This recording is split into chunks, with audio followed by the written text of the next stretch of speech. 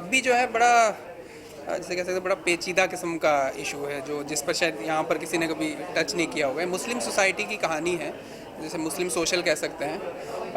जो एक म्यूज़िशियन की कहानी है। एक लड़का है, एक मुस्लिम लड़का है जो गाना बजाता है, गिटार बजाता है, उसको गाने का शौक़ है और कभी कभी जाके वो जगरातों में माता के गाने भी गा लेता है।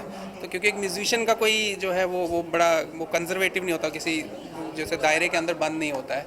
तो लेकिन उसके जो फादर हैं वो 5 वक्त के नमाजी हैं और उनके दिल में ये बड़ा डर रहता है कि मेरा बेटा कहीं काफिर ना हो जाए गाना बजाने से, क्योंकि वो जो एक हमारी ऑर्थोडॉक्स सोसाइटी है उसका जो कि जिसे कह सकते हैं कि वो फादर जो है उसको रिप्रेजेंट करते हैं।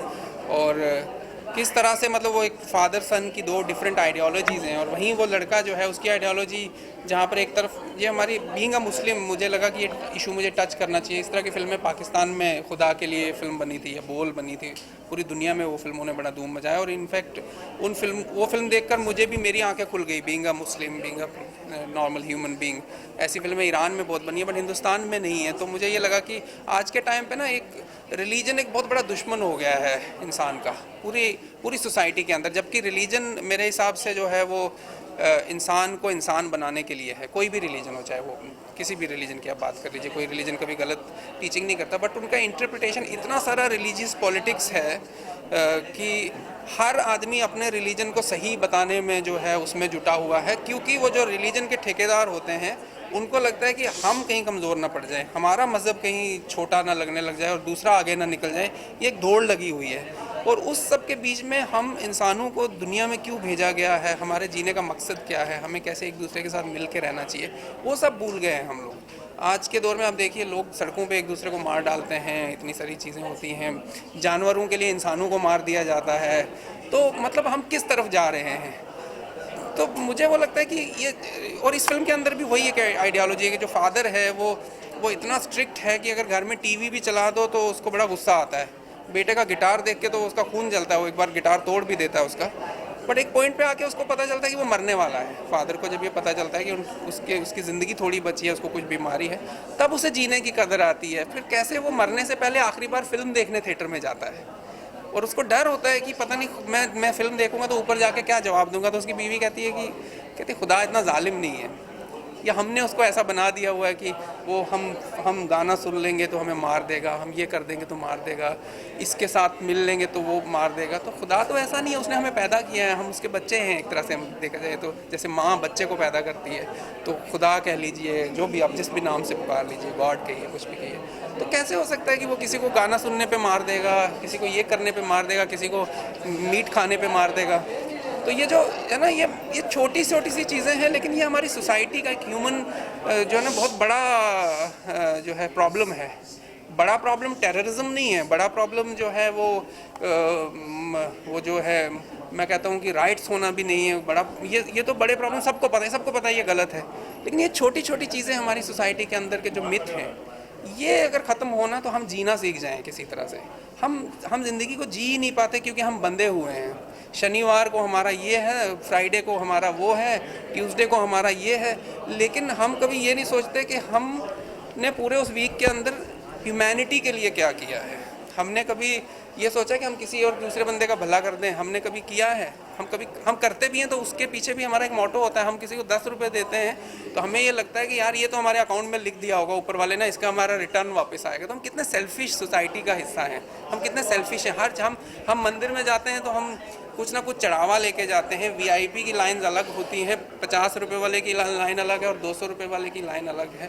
तो कहीं ना कहीं मुझे लगता है 21वीं सदी में इन चीज़ों से निकल कर हमें जो है जीना सीखना चाहिए। तो ये ज़िंदगी कहीं ना कहीं एक कोशिश है, ये फिल्म जो है, कि हम किस तरह से हमें जीना चाहिए, किस तरह से हमें छोटे छोटे मोमेंट्स में ज़िंदगी होती है, उसी के बारे में ये फिल्म है। देखिए सब्जेक्ट बहुत ही टची है और टची तो मतलब क्या कहें, बहुत ही सेंसिटिव सब्जेक्ट है और बहुत ज़रूरी सब्जेक्ट है मेरे लिए। एक्चुअली आज के टाइम पे मैं जो भी फिल्म्स कर रहा हूँ, जैसे आपने मुझसे पूछा था कि मंटोस्तान और फिर आइडेंटिटी कार्ड और फिर उसके बाद जो है ये रब्बी, ये मतलब इस जर्नी के बारे में आपने पूछा, तो मेरा कहीं ना कहीं मकसद ये रहता है। आइडेंटिटी कार्ड एक ह्यूमन फिल्म थी जो कश्मीर के मुद्दे के ऊपर थी, ह्यूमन फिल्म थी, वो भी आम लोगों के साथ क्या होता है। मंटोस्तान अगेन मंटो की कहानियों पर थी, तो वो भी क्या ट्रेजिडी हुई है पार्टीशन के टाइम पे, और वो चीज़ें रिपीट ना हो आज के टाइम पे एकदम मतलब वो जैसे कहते हैं रेलेवेंट फिल्म थी। इसी तरह से जो रब्बी ये फिल्म है, ये भी एक बहुत ही इंपॉर्टेंट इशू था। मुझे लगता है कि अगर हम फिल्म बना रहे हैं, अगर वो इम्पॉर्टेंट नहीं है, अगर वो सिर्फ 1.5 घंटे का टाइम पास है, तो शायद वो मेरा कप ऑफ टी नहीं है। मुझे लगता है वो फिल्म इम्पॉर्टेंट, हालांकि ये फिल्म जो है सटायर है, इसमें बहुत सारा ह्यूमर है, आप हंसेंगे, आपको मज़ा भी आएगा देखते हुए। इसमें बड़े अच्छे अच्छे गाने भी हैं क्योंकि फिल्म म्यूज़िक के ऊपर है, म्यूज़िक के बारे में है। तो इस फिल्म को फिल्माने में मुझे कोई ख़ास दुश्वारी उस तरह से नहीं आई क्योंकि मेरे नुआंसेस बहुत क्लियर थे। ये फिल्म सेट होती है जम्मू के अंदर, और जम्मू पहली फिल्म है जो हिस्ट्री में शायद जम्मू शहर के बारे में, वहाँ के डोगरा कल्चर के बारे में, तो मैं उस कल्चर में पला बड़ा हुआ हूँ, तो नुआंसेस बहुत क्लियर थे। और सारे एक्टर बड़े मंजे हुए एक्टर थे। रघुवीर यादव हैं, डॉली आलूवालिया हैं, मानिनी मिश्रा हैं, वीरेंद्र सक्सेना सर हैं, विदिता है, फुरकान हालांकि यंग लड़का है जिसने रब्बी का किरदार प्ले किया, but he is a very good actor, very polished actor. तो सारे जो एक्टर थे उनका सपोर्ट, ब्रजेंद्र काला हैं, तो सबका सपोर्ट बहुत रहा। और सब ने, हम लोगों ने स्क्रिप्ट के लेवल पे हम काफ़ी क्लियर थे, हमने शुरू से ही जो है फिल्म को काफ़ी क्लैरिटी के साथ जो बनाया था। और फिर मेरी फिल्म मेकिंग में ऐसा कुछ बहुत सेट पे जाके बहुत बड़ा प्रेशर नहीं होता है, क्योंकि हमारा जब स्क्रिप्ट क्लियर होता है, आपके नुआंसेस क्लियर होते हैं, आपको पता है क्या, तो बस वो एक प्रोसेस होता है उसको रिकॉर्ड करने का।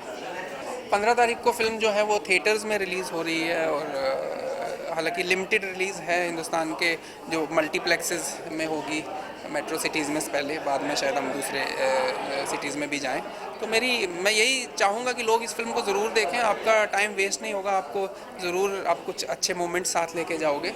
और जो लोग नहीं देख पाएंगे वो बाद में जो है इसको दूसरे प्लेटफॉर्म्स पे भी देख सकते हैं, क्योंकि आजकल मेरे हिसाब से फ़िल्म जो है वो एक पहले का एक दौर था कि सिर्फ थिएटर के अंदर ही होती थी। आजकल बहुत सारे प्लेटफॉर्म्स जैसे पैरेलली खड़े हो गए हैं जो बहुत स्ट्रॉन्ग हैं, जो लोगों के घर घर तक पहुंचते हैं, तो हर तरह से फिल्म जो है आप तक पहुंचती है। बट आप डेफिनेटली इस तरह की फिल्मों को सपोर्ट ज़रूर करिए ताकि एक अच्छा सिनेमा हिंदुस्तान में भी बने। मैं ना सोच रही थी कि अपनी शाजिया का निकाह हम रब्बी से क्यों नहीं कराते, बेटी घर के भी पास रहेगी। क्यों, कैसा लगा आपको? और वो जो तू शाजी क्या मिल के आई थी उसका क्या?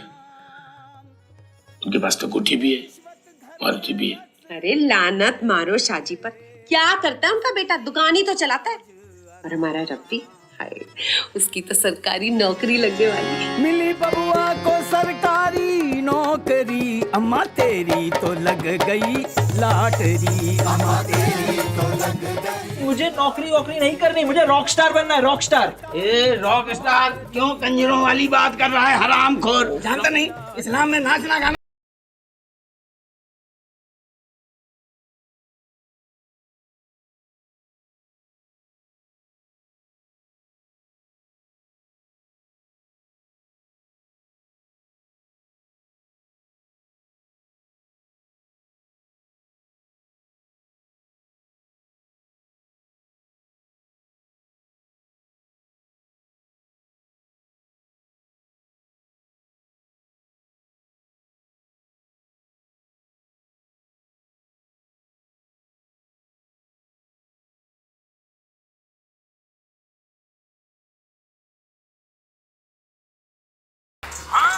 अरे माता की मेहर हो रखी बच्चे पर, इतना नाम रोशन करेगा तेरे खानदान का, तू भी याद करेगा। तमाशा तमाशा है, 5 वक्त की नमाज पढ़ने वाले नमाजी का बेटा इस तरह काफिरों वाली हरकत करे, उसे क्या करना चाहिए? खुदा इतना जालिम नहीं हो सकता, वो तो हमारे दिलों के राज जानता है। तो फिर ये गाना और फिल्म देखने से कैसे नाराज हो सकता है? बाबा बुल्ले शाह ने 2 साल कंजरों के घर पे काम किया था और फिर रास्ते पे नाचकर अपने पीर को मनाया था। ये हराम नहीं है। ओए रबी, बाहर आ। उस दिन तो रात को दीवार के सहारे खिड़की चढ़कर मेरे कमरे में आ गया था। पूरी रात गुजारी तूने मेरे साथ, हमेशा मेरा पीछा क्या करता था। एक जरा सी सरकारी नौकरी क्या मिलने लगी, तेरे तो तीभरी बदल गए। क्या बकवास कर रही है, मैंने कब तेरा पीछा किया है? तूने इसके साथ भी? बाकी ये है कि इस फिल्म में मैं अकेला नहीं हूँ, इट्स नॉट ओनली ये डायरेक्टर होने का ये फ़ायदा होता है कि आपको सारा क्रेडिट मिल जाता है, बट फिल्म बनाने के प्रोसेस में बहुत सारे लोग होते हैं, एक पूरा टीम होती है जिसकी वजह से फिल्म बनती है। फिल्म पता नहीं अच्छी है बुरी है मुझे नहीं पता है, जो कुछ भी है हमने कोशिश की है, बट हाँ एक इम्पॉर्टेंट इशू को हमने जो है टच करने की कोशिश की है। तो इसके प्रोसेस में बहुत सारे लोग हैं जो मेरे साथ हैं, चाहे वो ज़ेबा जी हैं, मैं चाहूँगा सब लोग आ ही जाएं आगे। ऐसा है कि जो भी कुछ हम बना रहे हैं मैं घर पहुँच जाता हूँ कि सर आप, क्योंकि आपका आशीर्वाद भी चाहिए, और वीरेंद्र जी हैं या रघुवीर जी हैं, तो हम मतलब मेरे सर पे कहीं ना कहीं इनका हाथ हमेशा रहा है, और मैं चाहता हूँ कि आगे भी ऐसे ही रहे। इनका बड़प्पन है अगर इस तरीके की बात करें। I'd like to call Vidita Bag on stage. Zeba, please विदिता को आप जो है इस फिल्म में पूरे कपड़ों में देखेंगे। संजय अमर सबसे बड़े कल्प्रिट हैं इस फिल्म के। इतने कंट्रोवर्शियल इशू को लेकर जो है इन्होंने फिल्म की है। शंकर जी जो है, कंट्रोवर्शियल शब्द ही मुझे लगता है गलत है, क्योंकि ये फिल्म है, ये बेसिकली लाइफ है कश्मीर की। तो ये कंट्रोवर्सी हम खुद ही कह रहे हैं गलत है। ये लाइफ है, ये लाइफ है। इसको कह के हम कह रहे हैं controversy. Why it's controversy? It's a life there Kashmir. We are, me and Rahat has been born and brought up in such a culture. Honestly बताऊं, हम दोनों के रिलीजन शायद अलग हैं, लेकिन हमें कभी रियलाइज ही नहीं होगा हमारे अलग रिलीजन है। वो सिर्फ बॉम्बे में आके कहीं थोड़ा पता चला कि यार मुझे वहाँ घर नहीं मिल सकता और इनको वहाँ नहीं मिल सकता। तो हम थोड़े अलग हो गए, मैं टाउन पहुँच गया ही यार। सो वहाँ हमें ये कभी एहसास नहीं। तो ये लाइव है, it's not a controversy at all. We have seen this one, we have lived this one. ये सब चीज़ें वहाँ हुई हैं। तो ये नुआंसेस की कहानी है। आई होप कि बाकी पेंट तो इन्होंने किया है, हमने तो ब्रश और वो दे दिया इनको, पेंटिंग इन्होंने की है सेलुलॉइड पे। अब देखते हैं कैसे क्या है। Viren ji, आप बताइएगा what is your feeling? बड़ी एक सरल सी सिंपल सी कहानी है कि बहुत ज़्यादा डिटेल्स में नहीं जाना चाहिए कि कैसे परिस्थितियाँ आपको एक जगह से दूसरी जगह तक उलझाती हुई चली जाती है। इसमें कोई बनाई हुई कहानी नहीं है, इतनी ही सिंपल कहानी है, और छोटे से लोगों की कहानी है। कोई बहुत बड़े परिवारों की कहानी नहीं है जिसमें कि एक रईस और एक गाड़ी और वो और ये और ऐसा कुछ नहीं है। बड़े छोटे माहौल से निकली हुई एक बहुत अच्छी कहानी। आप सब लोग देखेंगे तो बड़ा अच्छा लगेगा। वो कहानी के बारे में ज़्यादा बताया नहीं जाना चाहिए, वरना आपका सारा इंटरेस्ट लेकर के ख़त्म हो जाएगा। एक सिंपल सा लड़का है, वो अपनी ज़िंदगी में कुछ करना चाहता है, और उसी का एक स्ट्रगल है। उसके साथ में कैसे उसके माँ बाप, परिवार वाले, दोस्त, उसकी गर्लफ्रेंड, फ्रेंड, सारे लोग मिलकर के क्या क्या करते चले जाते हैं, और अंत उसका क्या होता है, या फिर देखने के बाद समझ जाएंगे। बिल्कुल। Tell us Vidita, what do you feel? Yes, मैं इस फिल्म में पूरे कपड़ों में दिखूंगी, एकदम सर से पैर तक ढके हुए। बाबू माशा बंदूकबाज में बहुत इंटीमेट सीन्स लेके कंट्रोवर्सी हो गए हैं, पर ये फिल्म बिल्कुल अलग है उस फिल्म से। एक सोशल मैसेज वाली फिल्म है, एक म्यूजिकल फिल्म भी है, बहुत अच्छे गाने हैं। मुझे 2-3 अच्छे गाने भी मिले हैं इस फिल्म में, जो हम लोगों पे फिल्माया गया है। मेरा जो कैरेक्टर है, मैं आफिया का किरदार निभा रही हूँ। आफिया एक मुस्लिम लड़की है जो बच्चों को कुरान पढ़ाती है। वो थोड़ी कंजर्वेटिव बैकग्राउंड से है, पर वो लड़की खुद बहुत लिबरल है और चाहती है कि रब्बी एक बड़ा सुपरस्टार बन जाए। सुपरस्टार नहीं, मतलब एक रॉक स्टार बन जाए। वो हर तरह से रब्बी को सपोर्ट करती है। वो रब्बी की कज़न सिस्टर है, पर पता था कि शायद जब बड़ी हो जाएगी दोनों की शादी होगी, ऐसा उसे लगता था। तो एक दूसरे को प्यार से भी ज़्यादा आई थिंक वो दोनों बहुत अच्छे दोस्त हैं, एक दूसरे को सपोर्ट करते हैं, जो अच्छी बात है। बाकी आप बताइए, आप लोग बताइए। Tell us what you feel. बाकी मैं सिर्फ इतना बोलूँगी, जैसे वीरू जी ने और विदिता ने और राहत भाई ने, संजय जी ने, सबने तो ये बात कर ही दी है, लेकिन ये है कि ये फिल्म से हर इंसान अपने आप को रिलेट कर सकता है। That's what I want to say. Tell us about the costumes. Costumes मैं हमेशा वही आके अटकती हूँ। बहुत तकलीफ देता हुआ। यस, बिकॉज इसमें बहुत सारे चेंजेस थे, इसलिए बहुत ज़्यादा तकलीफ दे था।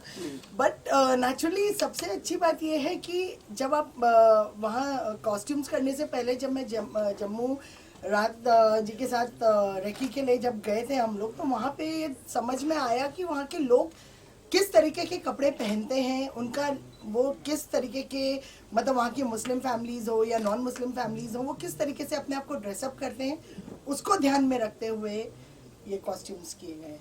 Are you aware? मैं बीच में एक लाइन जोड़ना चाहता हूँ।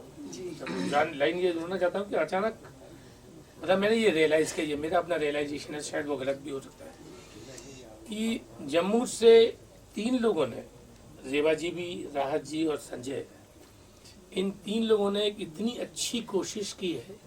और जम्मू अब अपने आप में अगर आप धीरे धीरे देखें, ये सारे लोग फिल्म कोशिश करते हैं कि वहीं बनाएं, और वहाँ पर एक नया सिनेमा शुरू हो रहा है। मतलब जो इनफैक्ट जहाँ से मेरी नॉलेज से पहले वहाँ सिनेमा नहीं था, वहाँ सिनेमा नहीं था। इन 3 लोगों की कोशिश से एक वहाँ पे एक नया सिनेमा मतलब डेवलप होने लगा है, फिल्म इंडस्ट्री सी डेवलप हो रही है। और ये लोग इतने यूनाइटेड हैं, इतने आपस में इतनी अच्छी तरीके से जुड़े हुए हैं कि हमको कभी रियलाइज ही नहीं हुआ कि हम फिल्म करने के लिए आए हैं। कहीं भी अरे यहाँ ठहर जाती है ना, हाँ सब यहाँ सब, अरे यार उनको यार बड़ा होटल चाहिए, उनको बड़ा दे दो यार, अपन सब यहाँ ले लेंगे यार, हम सब लोग अच्छा साथ में यार एक जगह कम यार, एक कमरा 2 लोग रह लोगे, हाँ साथ साथ रह लेंगे। इस तरीके से करके इन्होंने एक प्रोडक्शन हाउसेस को शुरू किया, और अब वो एक ऐसे लेवल तक चला गया। इनकी 2 फिल्में अगर काम से आ रही हैं, इतने ही अच्छा काम मेरे ख्याल से संजय भी कर रहा है। संजय ने भी अभी उसकी भी एक फिल्म की है, गोगिल ऑफ राजेश खन्ना। राज साहब की बात है कि हम इनका आशीर्वाद चाहिए होता है। नहीं 3-4 लोगों की कोशिश से एक जम्मू में एक नई इंडस्ट्री सी डेवलप हो रही है, छोटे मोटे लेवल पे ही हो रही है चाहे, लेकिन मुझे लगता है काफी दूर तक जाएगी, और ये लोग बड़ी अच्छी कोशिश करते हैं। सॉरी मैंने बीच में हुजूर राहत जी, आपके आशीर्वाद संजय जी ने भी लिया है। नहीं वो हमारा एक वो कहते हैं ना, वो एक फैमिली पैकेज है। मुझे भाई आप क्या कहना चाहेंगे? बस मैं तो ये कहना चाहूँगा, इस साल हमारी दूसरी फिल्म रिलीज हो रही है। एज अ प्रेजेंटर हम लोग UFI एंड JK हम लोग कर रहे हैं, और अच्छा लगता है इस तरह की कंटेंट बेस्ड फिल्मों के साथ में जुड़ने से। और फ्यूचर में भी हमारी 2-3 फिल्में लाइनअप हैं ऐसे ही टॉपिक को लेकर।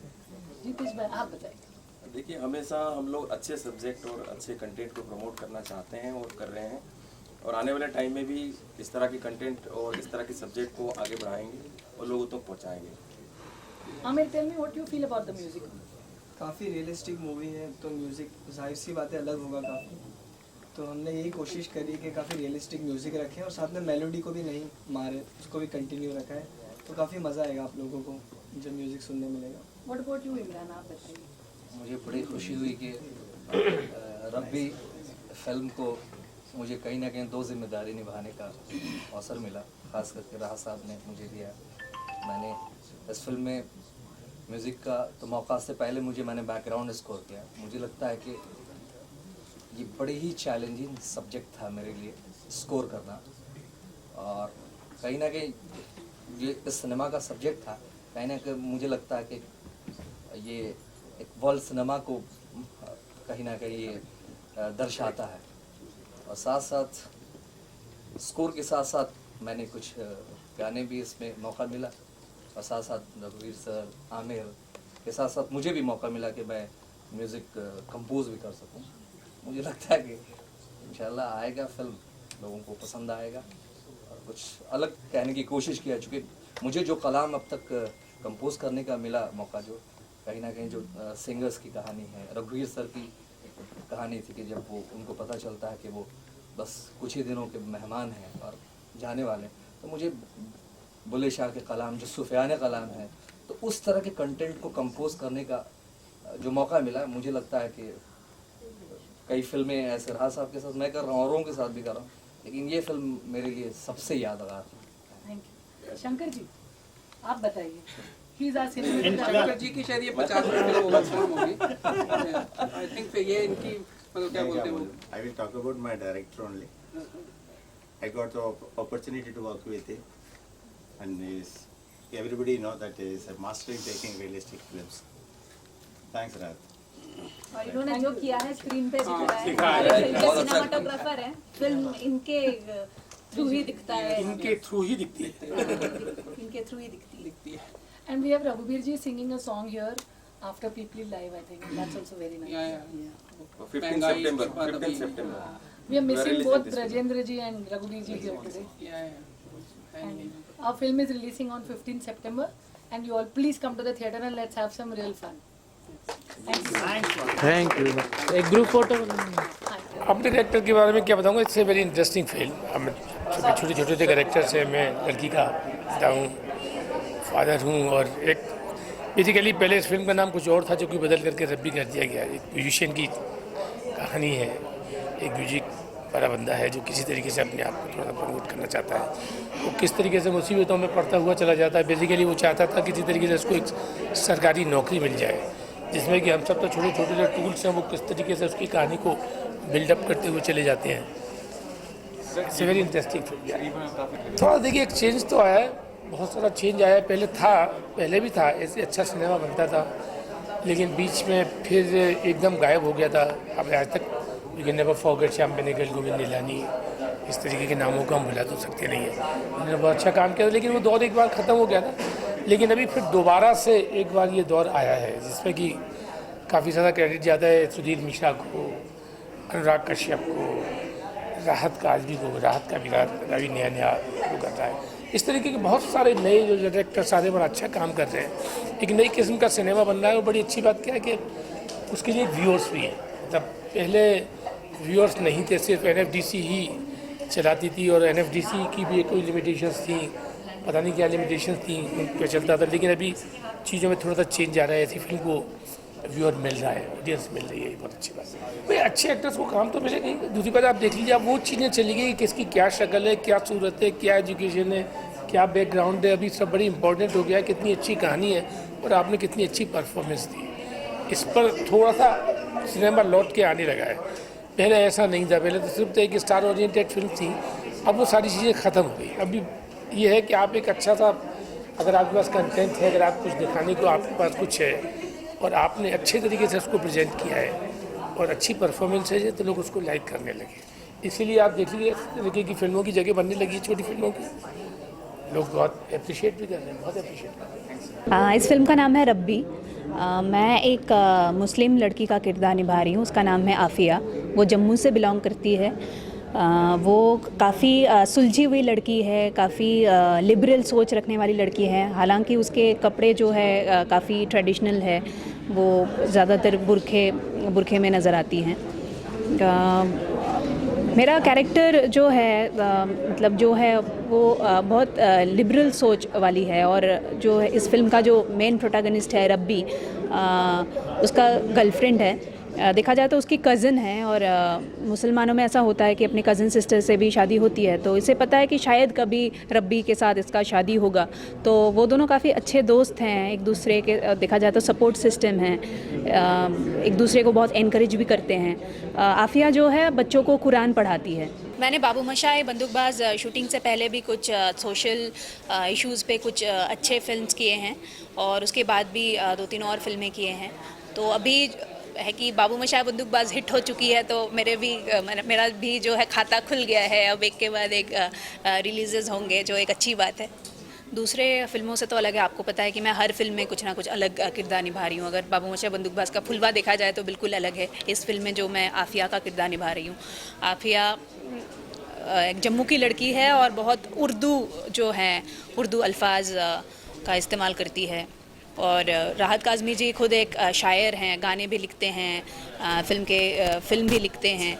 तो उनका जो है ना बात करने का जो तरीका है मुझे बहुत अच्छा लगता है।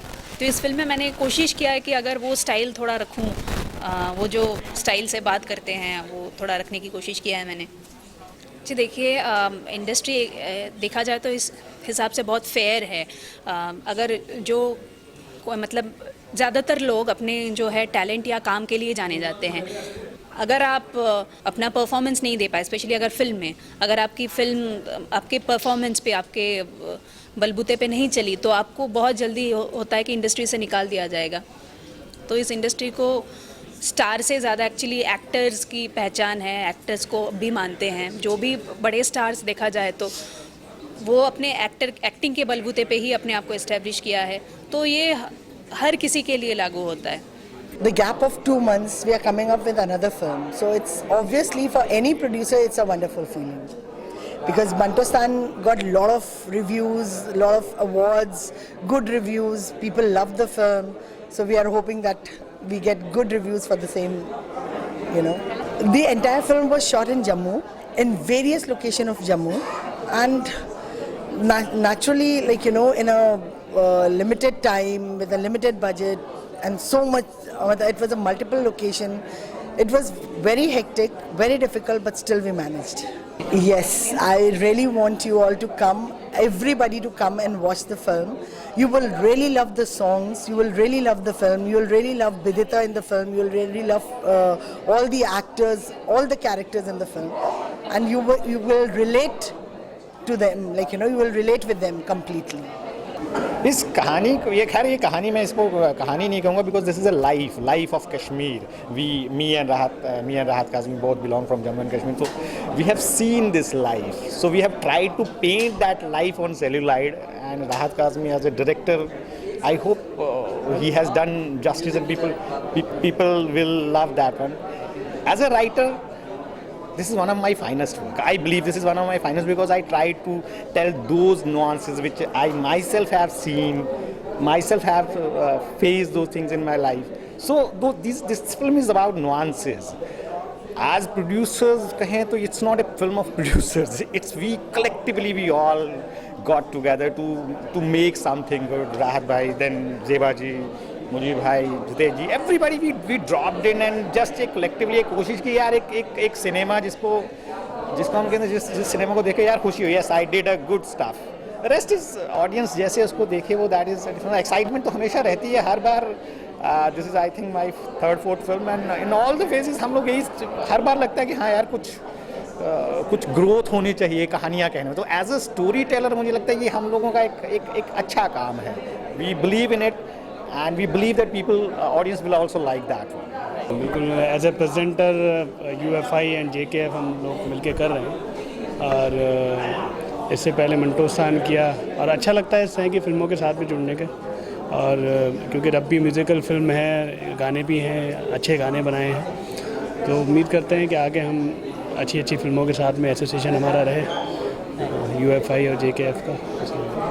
देखिए हम लोग हमेशा अच्छे कंटेंट, अच्छे सब्जेक्ट पे मूवी प्रेजेंट करते हैं, और मंटोस्तान के बाद ये इस साल की हमारी दूसरी रिलीज है, और हम लोग चाहते हैं कि इस तरह की जितने भी कंटेंट हमारे पास आए उन सब कंटेंट को फिल्म के ज़रिए लोगों तक पहुंचाएं. और 15 सितंबर को हम लोग ये रिलीज़ कर रहे हैं, और हम चाहते हैं कि हर किस्म के जो ऑडियंस है वो ज़रूर इस चीज़ को लाइक करेंगे कि इस तरह की जो कंटेंट है और इस तरह की जो मूवीज़ हैं, और इनको अप्रिशिएट भी करेंगे. और 15 सितंबर को जाइए और अपने थिएटर्स में देखिए रब्बी म्यूजिकल स्टोरी, बहुत अच्छा लगेगा आप लोगों. गाने तो काफ़ी मेलोडियस गाने बनाए इसमें. हमने सिंगर्स भी सब अच्छे जो काम कर रहे हैं रिसेंटली, जावेद अली और शाहिद मालिया, इन सब के साथ काम किया है, तो काफ़ी अच्छा म्यूज़िक है और काफ़ी मेलोडियस है म्यूज़िक जो है मूवी का. परेशानियां तो नहीं आई क्योंकि रियलिस्टिक मूवी है, तो म्यूज़िक भी काफ़ी रियलिस्टिक रखा है. ऐसा कोई हमने मतलब बॉलीवुड कमर्शियल पूरा वैसा नहीं रखा है मसाला म्यूज़िक, तो काफ़ी मज़ा आएगा लोगों को सुनने में. काफ़ी मेहनत से बनाया है म्यूज़िक भी. ये मेरी 4थी फिल्म है. हाँ, फ्यूचर तो ब्राइट है जी, आइडेंटिटी कार्ड, और एक मूवी के और भी जहन से निकल रहा है, तो अभी और भी काम इंशाल्लाह आ रहे हैं. टी सीरीज़ से भी कुछ आने वाले हैं, तो होप फॉर द बेस्ट. मुझे बहुत खुशी हुई कि इस फिल्म को राहत भाई ने जो ये फिल्म बनाई है रब्बी, क्योंकि कहीं ना कहीं इस पोस्टर को आप जब देखें तो कहीं ना कहीं लगता है कि हमने 2 जिम्मेदारियां निभाई है. बैकग्राउंड स्कोर भी करने का मौका मिला, साथ साथ म्यूज़िक कंपोजिशन का भी मौका मिला. तो कहीं ना कहीं बैकग्राउंड में तो एक कंपटीशन थी कि जिस तरह की टॉपिक थी, ये बिल्कुल एक कहीं ना कहीं मुझे लगता है कि बहुत ही अलग और बहुत ही मुख्तलिफ टॉपिक थी, जो कहीं ना कहीं एक वर्ल्ड सिनेमा को डिफ़ाइन करता हुआ एक सब्जेक्ट था. और जो परफॉर्मेंस जो आर्टिस्टों ने दिया, चाहे डॉली जी हों, रघुवीर सर हों, या और भी हमारी जो हीरोइन है आज तो बहुत बड़ी स्टार हैं, तो उन्होंने भी जो परफॉर्मेंस के हिसाब से हम लोगों ने जो म्यूज़िक पे काम किया, वो एक बहुत ही अलग एक्सपीरियंस रहा. और मुझे लगता है कि ये फिल्म लोगों को बहुत पसंद आएगी. और ख़ास करके कंपोजिशन का इसमें 3 लोग, रघुवीर सर भी हैं, इवन मैं इमरान शाहिद भी हूँ, और आमिर साहब भी ने किया. तो म्यूज़िक पे भी एक अलग जोन में हमने कुछ कंपोजिशंस किए, जो बहुत ही एक आनंदमय है, और मुझे लगता है कि लोगों को पसंद आएगी ये film. It's a very interesting subject. This is a very realistic cinema that Rahat is a friend, and I feel that this subject which he's touched is very important, you know, wherein music and performing and creative thing which is related to religion, and how it is being, people are being restricted not to do this is very important. And the trailer was very, very interesting. I like the music. I like the way it's shot, very realistically shot. So looking forward to the film. Very good movie, अच्छा लगा trailer देख के, और इसमें गाने वगैरह बहुत अच्छे हैं, तो hopefully we are waiting for the movie to be released. All the best.